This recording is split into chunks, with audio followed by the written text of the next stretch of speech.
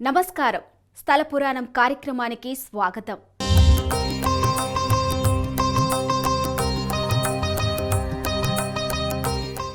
అర్ధరాత్రి అమావాస్య అనగానే కటిక చీకటి, భయం, భయంకర నిశ్శబ్దం ఇవన్నీ స్ఫురణకు వస్తాయి. గుండె నిండా ధైర్యం తప్ప భయం అనే మాటకే స్థానం ఇవ్వని అమాయక మన్యంవాసులు నాగరిక సమాజానికి ఎన్నో విధాల సహాయ సహకారాలు అందిస్తున్నారు. ఎండ, వాన, చలి దేన్ని లెక్క చేయకుండా కొండల్లో, కోనల్లో కష్టాలను ఇష్టంగా చేసుకొని పరోపకారమే పరమార్థం అన్న విధంగా సేవే ధర్మం అనే రీతిలో ఆదివాసీలు సదా మెలుగుతూ ఉంటారు. పూర్వాచారాలు, ప్రాచీన సాంప్రదాయాలను నాగరిక సమాజం విస్మరించినా తమ పూర్వీకుల నుంచి వస్తున్న ఆచార వ్యవహారాలను, జాతరలను అడవి బిడ్డలు ఎట్టి పరిస్థితుల్లో విస్మరించరు. ప్రపంచంలోని అతిపెద్ద గిరిజన జాతరలు 2 ఈ నెలలోనే జరగనున్నాయి. విశ్వంలోని అగ్ర గిరిజన జాతర సమ్మక్క సారలమ్మ జాతర కాగా, అదే స్థాయిలో జరిగే రెండో పెద్ద జాతర నాగోబా జాతర. అమావాస్య అర్ధరాత్రి నాగశేషుడికి పవిత్ర గంగా జలాన్ని అభిషేకించటంతో ప్రారంభమయ్యే నాగోబా మహాజాతర విశేషాలను ఈ వారం స్థల పురాణాలను చూద్దాం.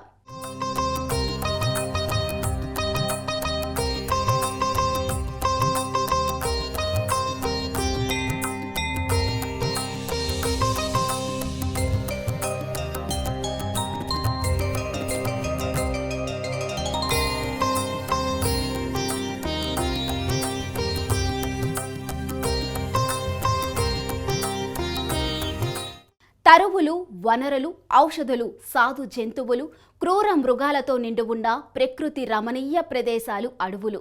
వన సౌందర్యం, ప్రకృతి సొబగులతో మమేకమైన జాతి ఆదివాసీ. ఆదివాసీల అలవాట్లు, ఆచారాలు అన్నీ ప్రకృతితోనే ముడిపడి ఉంటాయి. కీకరాణ్యాలే జీవనాధారంగా సాగుతూ కొండ కోనల్లో ప్రతి నిత్య కత్తి మీద సాముల జీవనం సాగించే ఆదివాసీల వేషధారణ, పూజలు, పండుగలు, జాతరలు అన్నీ ప్రత్యేకతను సంతరించుకుంటాయి. ఆసియా ఖండంలోనే రెండో పెద్ద జాతరగా నాగోబా జాతర పేరు ప్రఖ్యాతులు సంతరించుకుంది. ఆదివాసీల్లో ఎన్నో తెగలు ఉన్నాయి. గొండు, కొలాం, ప్రధాన్, తోటి, మన్నేవార్ ఇలా ఎన్నో తెగలు తమ దేవతలను వివిధ పేర్లతో ఆరాధిస్తారు. డోలు వాయిద్యాలు, సాంప్రదాయ విన్యాసాలు, నృత్యాలు, పూనకాలతో పుష్యమాసం అంతా సందడి వాతావరణం నెలకొంటుంది. అడవుల జిల్లాగా ఖ్యాతి వహించిన ఉమ్మడి ఆదిలాబాద్ జిల్లాలో నాగోబా జాతర ప్రపంచంలోనే రెండో పెద్ద జాతరగా పేరు పొందింది. ఈశాన్య భారతంలో కొండలు, గుట్టలు, అడవుల నిలయంగా భాసిల్లిన అసంఖ్యాక గిరిపుత్రులు అక్కడ నివసిస్తున్నా, అక్కడి ప్రజలు ఎన్నో తరహాల్లో జాతరలు, సంబరాలు చేసుకుంటున్నా తెలంగాణ రాష్ట్రంలోని అటవీ ప్రాంత జిల్లాల్లో నిర్వహించే సమ్మక్క సారలమ్మ, నాగోబా జాతరల తరువాతి స్థానంలోనే నిలుస్తున్నాయి. యావత్ విశ్వంలోనే అతిపెద్ద గిరిజన, ఆదివాసీ జాతరలుగా ఈ 2 జాతరలు పేరు పొందాయి.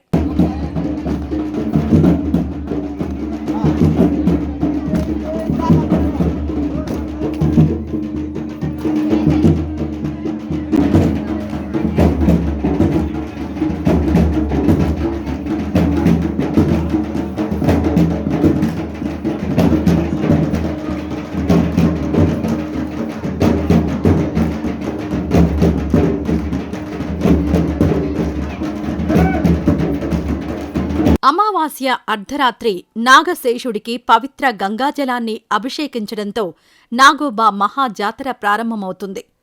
5 మండలాలు, 18 గ్రామాలు, 26 మారుమూల గ్రామాల మీదుగా మెస్రం వంశీయుల గంగాజల మహాపాదయాత్ర సాగుతుంది. పుష్యమాసం ప్రవేశించిందంటే ఆదిలాబాద్ జిల్లా ఇంద్రవెల్లి మండలం కేస్లాపూర్ నాగోబా జాతర వేడుకలు ఆరంభమైనట్టే. నాగోబా మహాజాతర కోసం మెస్రం వంశీయులు గోదావరిలోని హస్తినమడుకు చేరుకుని పుణ్య గోదావరికి ప్రత్యేక పూజలు చేస్తారు. నేమనిష్టలతో రాళ్లు, రప్పలు దాటుతూ కొండ కోనల్లో శ్వేతనాగుల మెస్రం వంశీయులు ఈ విశిష్ట కార్యం చేపడతారు. 500 మంది ఆదివాసీలు కాలినడకన అడవుల గుండా సుమారు 150 కిలోమీటర్ల మేర నడిచి హస్తినమడుగు వద్ద గోదావరికి ప్రత్యేక పూజలు చేసి నది నుంచి పవిత్ర జలాలు సేకరించడం ఆనవాయితీ.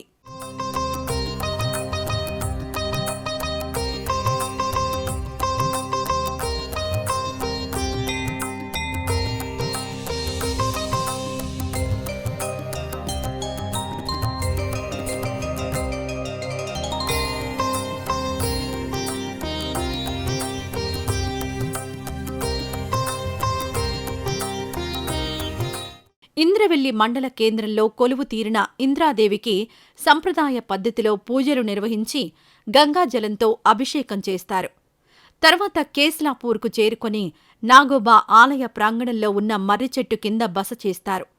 అక్కడ తమ పూర్వీకులకు పిండ ప్రదానం చేసి పక్కనే ఉన్న కొలనులోని నీటితో నాగోబా ఆలయాన్ని శుద్ధి చేసి గంగాజలంతో నాగోబాకు అభిషేకం చేసి ప్రత్యేక పూజలు నిర్వహించడంతో జాతర ప్రారంభమైనట్టు ప్రకటిస్తారు.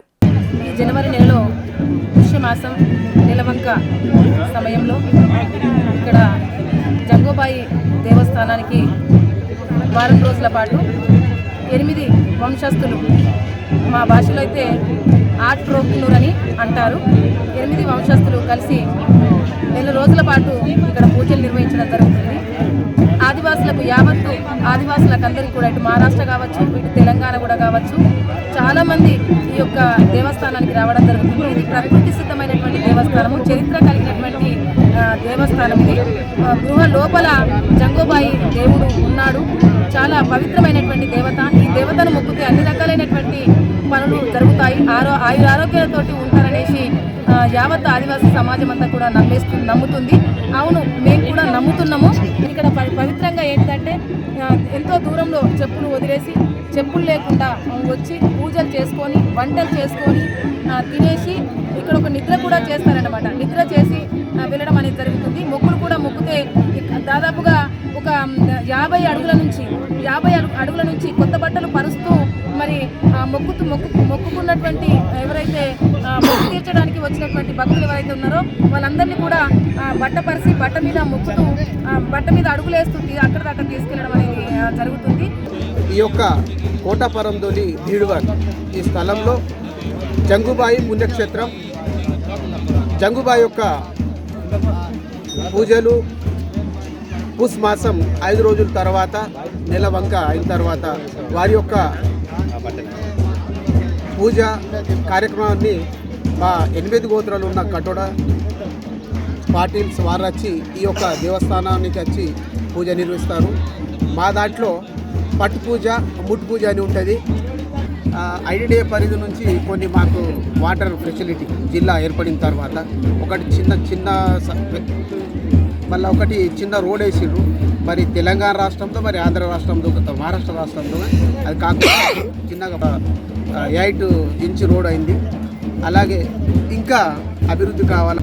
ఈరోజు చూస్తే కొన్ని గవర్నమెంట్ మాకు ఒక 10 సంవత్సరాల నుంచి అనేక విధాలుగా మన కుమ్రంభీం జిల్లా ఏర్పాటు అయిన తర్వాత కొన్ని సౌకర్యాలు మాకు కల్పించడం జరిగింది. ఒక ప్రభుత్వానికి ప్రత్యేక ధన్యవాదాలు చెప్తూ, అలాగే ఈరోజు ఈడ మన మినిస్టర్ ఆదిలాబాద్ జిల్లా ఇన్ఛార్జి సీతక్క వారు రావడం ఈరోజు సంతోషం. నుంచి వస్తున్న ఆచారాలకి అనుగుణంగా గోదావరి నది నుంచి ప్రత్యేకమైన కుండలలో మేస్రం కులస్తులు జలాన్ని తీసుకువచ్చి వాటితో నాగోబా దైవానికి అభిషేకం నిర్వహిస్తారు. ఇదే జాతర ఆరంభానికి సంకేతం. ఆ రాత్రంతా నాగదేవతకు మహాపూజ నిర్వహిస్తారు. అది మొదలు వరుసగా 3 రోజుల పాటు కోలాహలంగా జాతర కొనసాగుతుంది. వేడుకల అనంతరం ప్రజా దర్బార్ సైతం జరుగుతుంది. ఇందులో ఎందరో ప్రముఖులు పాల్గొంటారు. జాతరకొచ్చే మెస్రం వంశీయులు వేలాది మంది ఉన్నా వారు వంట చేసుకునేది మాత్రం 22 పొయ్యిల మీదే. ఈ పొయ్యిలు ఎక్కడ పడితే అక్కడ పెట్టడానికి వీల్లేదు. ఆలయ ప్రాంగణంలో ప్రత్యేకంగా ఏర్పాటు చేసిన ప్రహారీ గోడ లోపల గోడకు చుట్టూ దీపాలు వెలిగించేందుకు ప్రత్యేక అరలున్నాయి. ఆ దీపాల కాంతుల వెలుగులో 22 పొయ్యిల్లో మెస్రం వంశీయులు వంతుల వారీగా వంటలు చేసుకుంటారు. మిగతా జాతుల వారు ఎక్కడైనా వంట చేసుకోవచ్చు.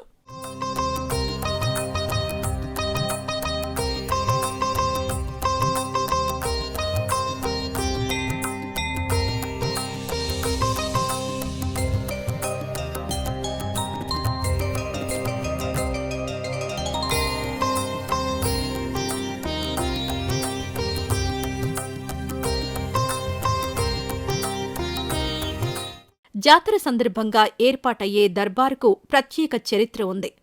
6 దశాబ్దాలకు పూర్వం మారుమూల గ్రామాలకు ఎలాంటి సౌకర్యాలు లేవు. నాగరికులంటేనే ఆదివాసీలు పరిగెత్తేవారు. గిరిజనుల వద్దకు అధికారులెవరూ వెళ్లేవారు కాదు. భూమి కోసం, విముక్తి కోసం కొమరం భీం సాగించిన సాయుధ పోరాటంతో ఉలిక్కిపడ్డ నిజాం పాలకులు గిరిజన ప్రాంతాల పరిస్థితులు, గిరిజన స్థితిగతులపై అధ్యయనం చేసేందుకు సిద్ధమయ్యారు. ఆ కాలంలో ప్రముఖ మానవ పరిణామ శాస్త్రవేత్త ప్రొఫెసర్ హైమన్ డార్ఫ్ను నాటి పాలకులు ఆదిలాబాద్ జిల్లాకు పంపారు. ఆయన దృష్టి జాతరపై పడింది. కొండలు, కోనలు దాటి వచ్చే గిరిజనుల సమస్యలను తెలుసుకుని పరిష్కరించేందుకు జాతరలో దర్బార్ ఏర్పాటు చేయాలని ఆయన భావించారు. 1946లో ఆయన మొదట దర్బార్ను ఏర్పాటు చేయగా అది ఇప్పటికీ కొనసాగుతోంది.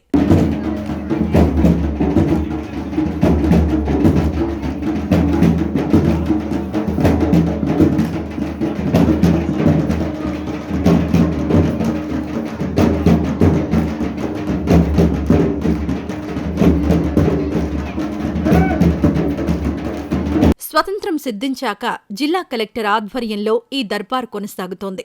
జాతర చివరి రోజున జరిగే ఈ దర్బార్కు గిరిజన పెద్దలు, తెగల నాయకులు, ప్రజాప్రతినిధులు, అధికారులు హాజరవ్వడం ఆనవాయితీగా మారింది. నాగోబా పూజల అనంతరం నాగోబా ఆలయ ఆవరణలో ఉన్న పుట్టను మట్టితో నింపుతారు.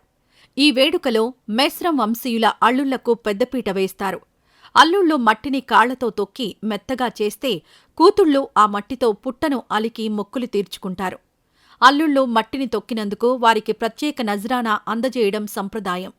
ఈ జాతరకు మన రాష్ట్రం నుంచే కాక మహారాష్ట్ర, మధ్యప్రదేశ్, ఒరిస్సా, ఛత్తీస్గఢ్ రాష్ట్రాల నుంచి భక్తులు హాజరై మొక్కులు తీర్చుకుంటారు. నాగోబా జాతరలో 3 ఏళ్లకోసారి పూజారిని మార్చడం ఆనవాయితీ. మాసం కనిపించిన అప్పటి నుంచి అమ్మవారి వరకు మేము ఇక్కడే ఉంటాము.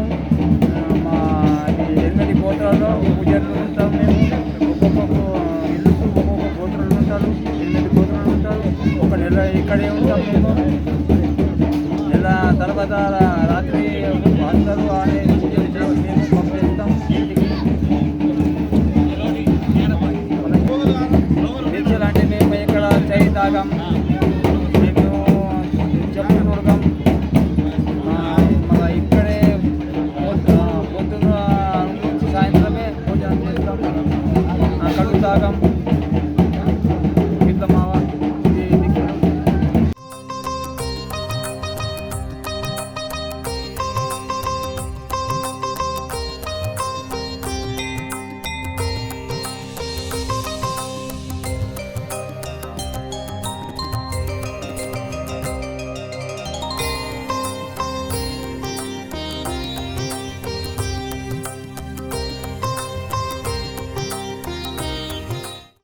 మేము నెలవంక కటోడా ప్రధాన అందరం పటేళ్ళు అందరం మేము కలిసి నెలవంక దర్శనం చేసి 13వ తారీఖున 14వ తారీఖు మా రథయాత్రం. ఆ రథయాత్రంలో ప్రధాన కటోడా ఇద్దరు బయలుదేరుతారు. సిరికొండ గుగ్గలి స్వామి ఇంటికి పోయి అక్కడ 22 తెగలకు కుండలు చెప్పి మళ్ళా రాజంపేట అట్లనే అందరూ ఇక స్వాగతిస్తారు. 21 తారీఖున మనకు మన కాలుష్యం తీసి గంగా జలం కోసం పాదయాత్ర ఉన్నది అని 7 రోజులు తిరిగి వచ్చి 20 తారీఖున మా మడవి ఇంటికి ఆడ ఇక్కడ కిస్లాపూర్లో బాస చేసి 21కు మా సన్నిధిలో అంటే మురాడిలో ఎడ్ల బండితో వచ్చి మళ్ళీ ఇక్కడ మా దేవునికి మా మధ్యాహ్నం తీసిన దేవునికి పూజ చేసి మా కాలుష్యంకు జారీకు మళ్ళీ ఇక్కడి నుంచి ఇక ఈ రోజు నుంచి మా పవిత్రమైన గంగాజలం కోసం మేము పాదయాత్ర బయలుదేరుతున్నాం. ఈరోజు ఇక్కడి నుంచి ఇంద్రవెల్లి మండలం కిస్లాగూడలో బాస చేసి మరి 22కు నా గుంజాల గ్రామం నార్నూర్ మండలంకి అక్కడ బాస చేస్తాం. ఇట్లనే తిరిగి 7 బాసలు చేసుకుంటా 8వ రోజు 28 తారీఖు మేము అక్కడ పవిత్రమైన గంగాజలం పూజ చేసి నైవేద్యం పెట్టి గోదావరిలో హస్తనమడుగు కలమడుగు దగ్గర హస్తనమడుగులో పూజలు చేసి అక్కడి నుంచి తిరిగి ప్రయాణంలో 29 తారీఖున ఉట్నూరు వచ్చి బాస చేసి అక్కడి నుంచి మళ్ళీ 30 తారీఖున దొడద వచ్చి దొడదలో బాస చేసి అక్కడి నుంచి మేము మళ్ళీ 4వ తారీఖున అక్కడి నుంచి పాదయాత్రలు వెళ్ళి అక్కడి నుంచి ఇంద్రాదేవి దగ్గర వచ్చి పూజలు చేసి అక్కడే మళ్ళీ సాయంత్రం అక్కడి నుంచి మర్రి చెట్టు కాడ కిస్లాపూర్ చేరుకొని ఇక్కడ మా కార్యక్రమాలు బాజా భజంత్రులు సన్నాయిలతో మళ్ళీ మా పార్టీలకు మేము స్వాగతం ఇచ్చి మా ప్రధాన వాళ్ళు దంతకథ చెప్తారు. ఆ దంతకథ వినకుండానే మేము ఇక్కడ మళ్ళీ మా పెద్దోళ్ళకు కర్మకాండ ఉంటుంది. కర్మకాండ తర్వాత మళ్ళీ 9 తారీఖున మహాపూజ మేము నిర్వహిస్తాం.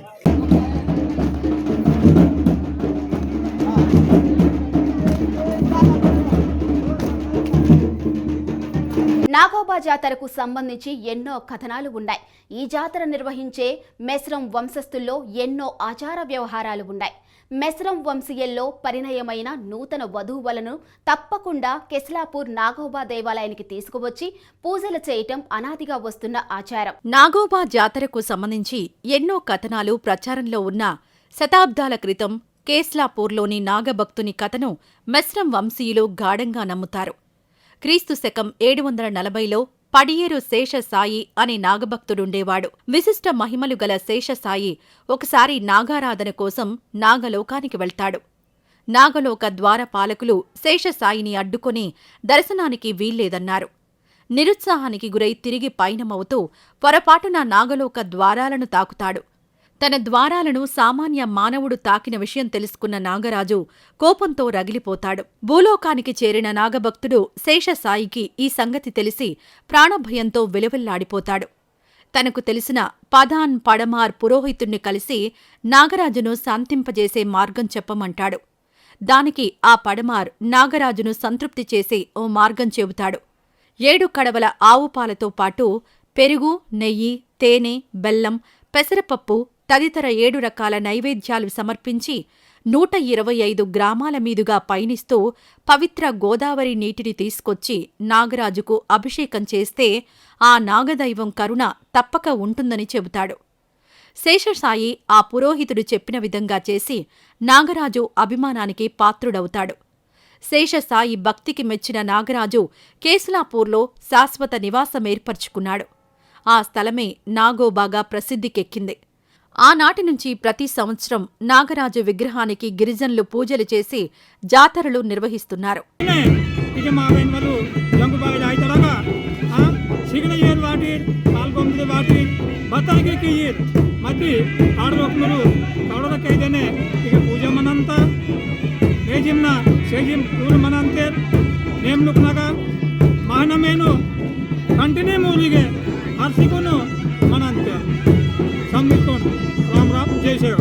ఇచ్చోడ మండలం సిరికొండలోని గుగ్గిళ్ల వంశీయులు మాత్రమే నాగోబా కోసం కుండలు తయారు చేస్తారు. ఇది సైతం ఆచారంలో భాగమే. గుగ్గిళ్ల వంశీయులకు మెస్రం వంశీయుల మధ్య తరతరాలుగా సంబంధాలు కొనసాగుతున్నాయి.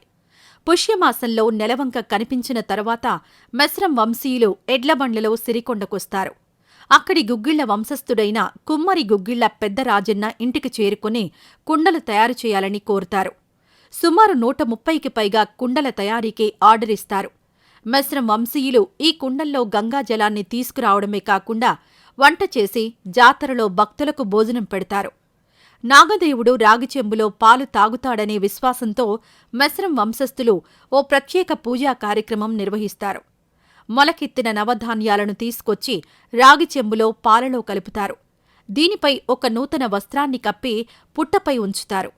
ఈ సమయంలో నాగదేవుడు రాగిచెంబులో పాలను తాగుతాడని విశ్వసిస్తారు.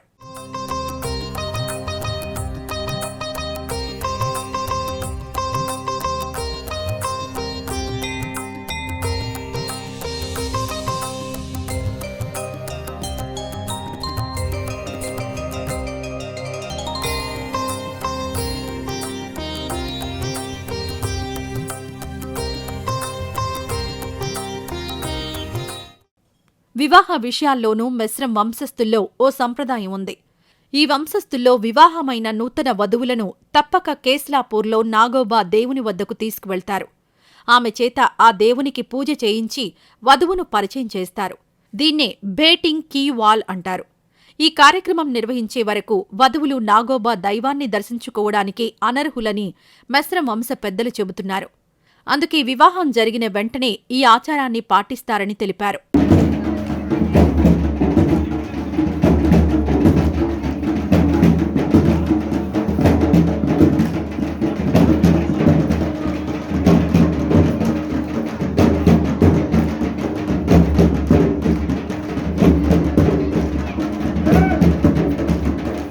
వధువులు ఇంటి నుంచి ఎడ్లబండి వెనుక వెదురు బుట్టలో పూజా సామాగ్రి పట్టుకుని కాలినడకన బయలుదేరతారు. కేస్లాపూర్ నాగోబా గుడి వద్దకు చేరుకుంటారు. పరిచయం చేయాల్సిన వధువులను భేటీ కొరియాడ్ అని పిలుస్తారు. వధువులు 2 చొప్పున జతలుగా ఏర్పడి తెల్లటి వస్త్రాలు ముసుగుగా ధరించి నాగోబా గుడికి చేరుతారు. పూజా కార్యక్రమానికి ముందు నాగోబా దేవుని దగ్గరకు వారిని తీసుకెళ్లి పరిచయం చేస్తారు. అక్కడ్నుంచి శ్యాంపూర్లోని బోడుందేవ్ జాతర అయ్యాక ఎవరి గృహాలకు వారు వెళ్తారు.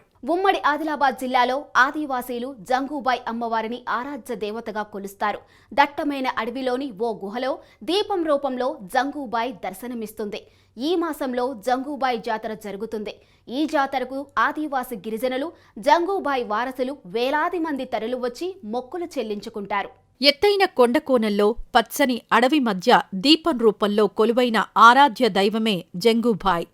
కొమరం భీం ఆసిఫాబాద్ జిల్లా కెరమెరి మండలం ముకుదంగూడ గ్రామ పంచాయతీలోని మహారాజ్గూడ అటవీ ప్రాంతంలో ఈ దేవత కొలువయుంది. ప్రతి సంవత్సరం పుష్యమాసం నెలవంక కనిపించినప్పట్నుంచి అమావాస్య వరకు 4 రోజుల పాటు జంగూబాయ్ జాతర ఉత్సవాలు కొనసాగుతాయి. పచ్చని అడవి, అంతర్రాష్ట్రాల సరిహద్దులో గలగల పారే సెలయేరు, కొంత భూభాగం తెలంగాణ సరిహద్దు కాగా కొంత భూభాగం మహారాష్ట్ర సరిహద్దులో ఉంది ఈ జంగూబాయ్ సన్నిధి. పుష్యమాసంలో 4 రోజుల పాటు ఆదివాసీలు నియమనిష్టలతో ఉంటూ జంగూబాయిని దర్శించుకుంటారు. శతాబ్దాల చరిత్ర కలిగిన ఈ జంగూబాయ్ దైవ క్షేత్రానికొచ్చే ఆదివాసీలు 4 రోజుల పాటు ఎంతో నియమనిష్టలతో ఉంటారు. కాళ్లకు పాదరక్షలు లేకుండా కటిక నేలపైనే పడుకొని గిరిజన సంప్రదాయాలు తూచా తప్పక పాటిస్తూ బాజా భజంత్రీలతో కాలినడకన వచ్చి జంగూబాయిని దర్శించుకుంటారు. జాతరకొచ్చే భక్తులు దారి మధ్యలో ఉన్న మహానదీ తీరం వద్ద స్నానాలు ఆచరించి పూజలు చేస్తారు. జంగూబాయ్ ఆలయ ప్రాంగణంలో అమ్మవారికి సంప్రదాయ పిండి పదార్థాలతో నైవేద్యం తయారు చేస్తారు. వాయిద్యాలతో గుహ లోపలికి వెళ్లి దీపం రూపంలో కొలువయున్న జంగూబాయ్ అమ్మవారిని దర్శించుకుని ఈ నైవేద్యాన్ని, మొక్కులను సమర్పించుకుంటారు. ఇలా చేయడం వల్ల జంగూబాయ్ అమ్మవారు మనసులో కోరిన కోరికలను తీరుస్తారని గిరిపుత్రులు విశ్వసిస్తారు. సాయం సంధ్యా సమయంలో భోజనాలు చేసి అనంతరం సంప్రదాయ పద్ధతిలో నృత్యాలు చేసి అక్కడే నిద్రిస్తారు. ఆదివాసీలు తమ కట్టు బొట్టు, ఆచార వ్యవహారాలు, సంస్కృతి సంప్రదాయాలు కాపాడడమే గాకుండా భావితరాలకు తమ సంస్కృతిని అందిస్తున్నారు. ఆదివాసీ తెగలలోని గొండు, కొలాం, ప్రధాన్, తోటి, మన్నేవార్, మెస్రం తదితర తెగలవారు వారి వారి సాంప్రదాయ కట్టుబాట్లను అనుసరించి వారి దేవతలకు పూజలు, జాతరలు చేస్తుంటారు. ఆయా గిరిజన సాంప్రదాయాల ప్రకారం విన్యాసాలు, దేవతల వద్ద పూనకాలు, నృత్యాలు ఇవన్నీ అడవికి ఆదివాసీల అనుసంధానంగా అద్దంగా నిలుస్తున్నాయి.